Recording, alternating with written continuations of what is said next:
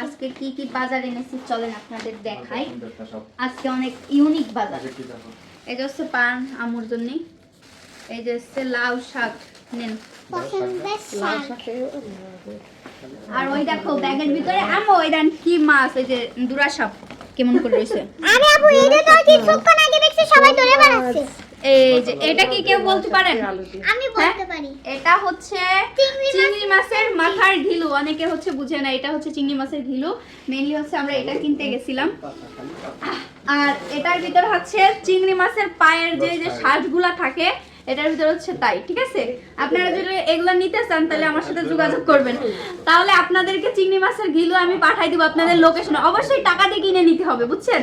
আমি হচ্ছে এই যে ঘিলুটা নিয়ে আসছি, এটা হচ্ছে রান্না করে খাবো এখন আমরা সবাই মিলে। ঠিক আছে, যদি আপনারা নিতে চান তাহলে কমেন্ট করবেন, ইনশাআল্লাহ আমি কমেন্টে রিপ্লাই দিয়ে দিব নাকি। এখন হচ্ছে আমি রান্নাটা করি, আর রান্না করার পরে এগুলো খেতে কেমন মজা আপনাদের দেখাবো।